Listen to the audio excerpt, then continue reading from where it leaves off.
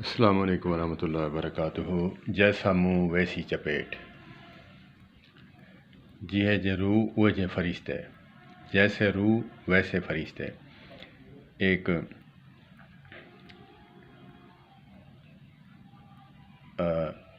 یہاں کے ہمارے بزرگ ہیں تو ہمارے علاقہ کے، ان کی جو ہے شاپ رینٹ پہ دی ہوئی تھی تو وہ خالی نہیں کر رہے تھے۔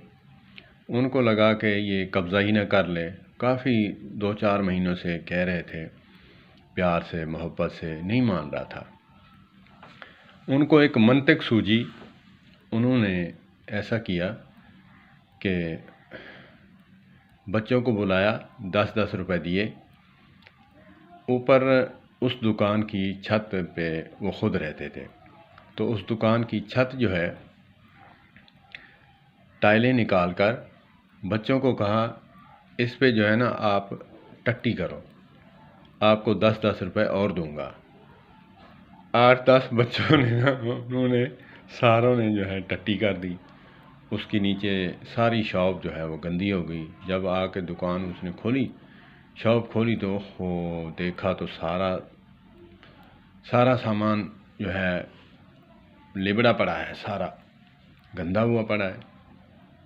تو اس نے اسی دن ہی فون کر کے ٹرالی بلائی، سامان لیا، شاپ رینٹ پہ لی، رفو چکر ہوا۔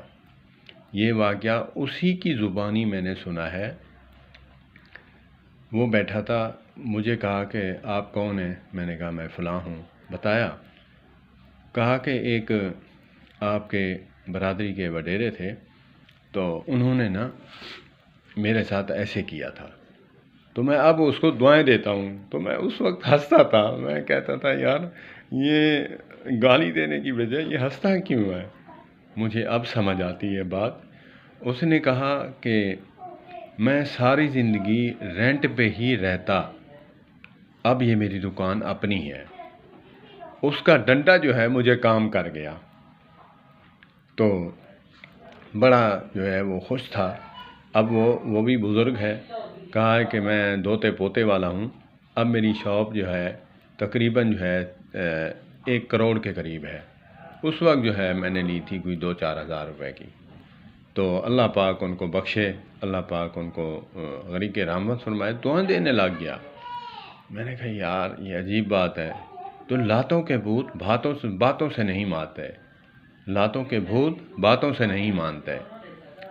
تو مجھے اللہ پاک نے تکلیف دی ہے، اللہ پاک کی مشیت ہے، اللہ پاک ہی بہتر جانتے ہیں، میں اس کی رضا پہ راضی ہوں، کیونکہ جو بندہ اللہ کی رضا پہ راضی ہوتا ہے، صحت دی تھی الحمدللہ، اور تکلیف دی ہے تو پھر بھی الحمدللہ اس کا تشکر کر رہا ہوں، شکر بجا لا رہا ہوں، کیونکہ اپنے آپ کو کوسنے سے فائدہ کیا؟ تکلیف تو مل ہی گئی، تو پھر اس پر صبر ہی کر لیں تو اللہ پاک اجر عظیم عطا فرمائیں گے۔ اللہ پاک تکلیف سے محفوظ فرمائے سب کو۔ تکلیف مانگنا گناہ ہے، لیکن تکلیف آ جائے تو پھر اس پر صبر کرنا جو ہے اجر عظیم ہے۔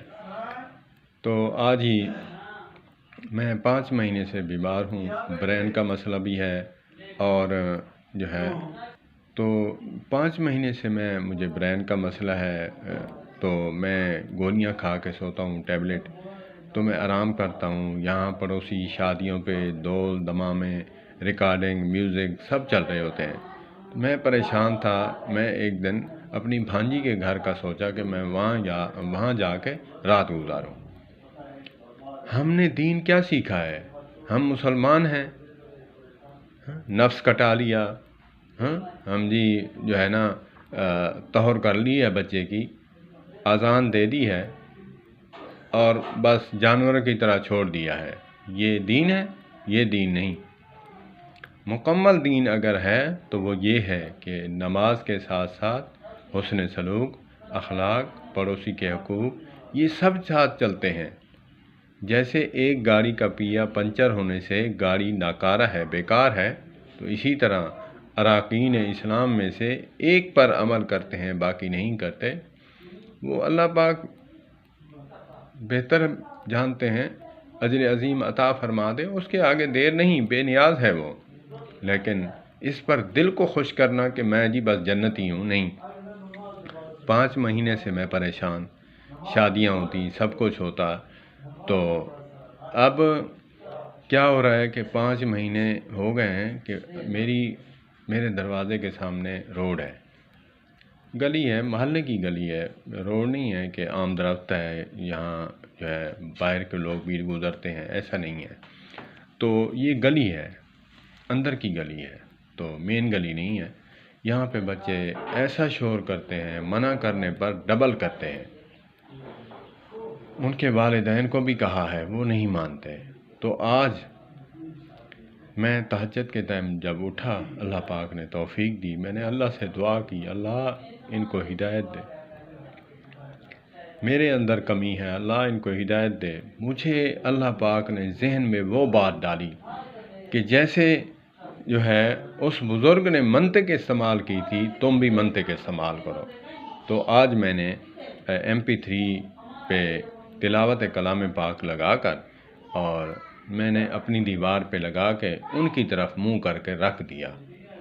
تقریباً اس وقت ٹائم تھا 4، 5:30 اذان ہوئی، تب میں نے اس کو بند کیا، بند کر کے رکھ دیا.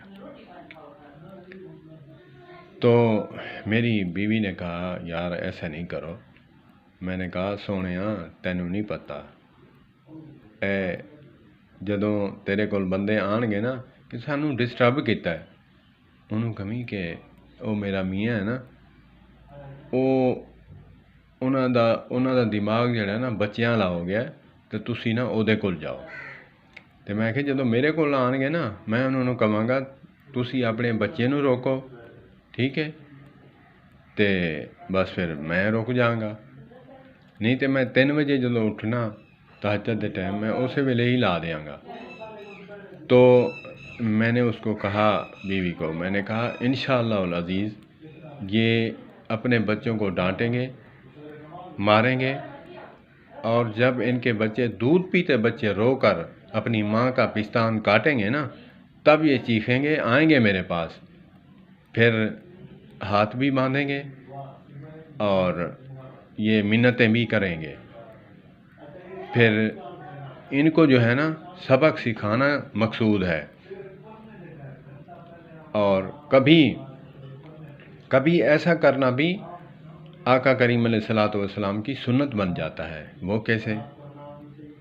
جاہل گوار کہیں کا بندہ اس بات پہ اعتراض کرے گا، جنوں بونڈ دھون دا ول بھی نہیں آندا وہ بھی اعتراض کرے گا، یار صبر کرنا. جنوں ڈنڈا وڑدا ہے نا تے صبر وہ کولوں نہیں ہوندا پترا. ہاں میں تینوں دساں، ٹھیک ہے، صبر کی تلقین بہت کرتے ہیں، صبر کرو یار صبر کرو. جب اس پہ بیتتی ہے نا پھر صبر جو ہے وہ پاٹ جاتا ہے. ہاں جب انسان پہ خود پہ بیتتی ہے تو پھر جو ہے میں نے کہا کہ اب میں بتا رہا تھا کہ ایک ہندو تھا، اس نے کلمہ پڑھا. کلمہ پڑھنے کے بعد کچھ دن بعد آیا، آقا کریم علیہ الصلوۃ والسلام کو عرض کرنے لگا، یا رسول اللہ الحمدللہ میں بامشرف اسلام ہوا، الحمدللہ شکر ادا کرتا ہوں، شراب بھی چھوٹ گئی، سب باتیں چھوٹ گئیں، عبادات پہ آ گیا، صوم و صلات کا پابند ہو گیا. میری ایک عادت ہے جو جہالت اور کفریہ حالت میں تھی وہ نہیں جا رہی.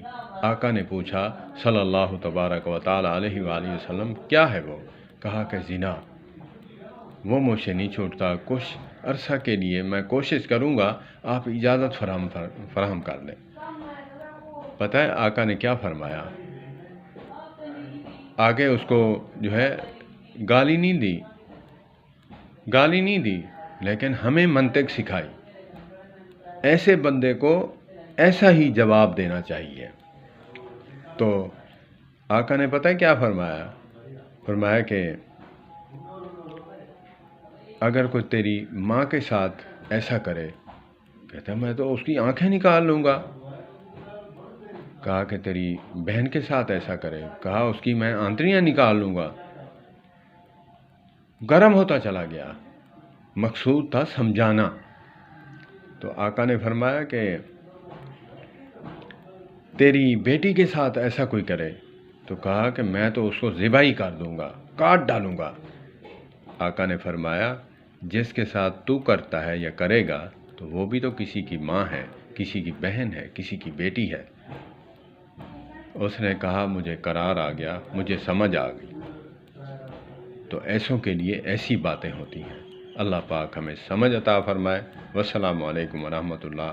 یہ علماء کے ساتھ وابستہ رہنے سے جو ہے اللہ پاک انسان کو عقل سلیم عطا فرماتے ہیں، جو ایسے ٹیڑھوں کو سیدھا کرنا جو ہے وہ پھر آ جاتا ہے۔ اللہ پاک ہمیں سمجھ عطا فرمائے۔ والسلام علیکم ورحمۃ اللہ۔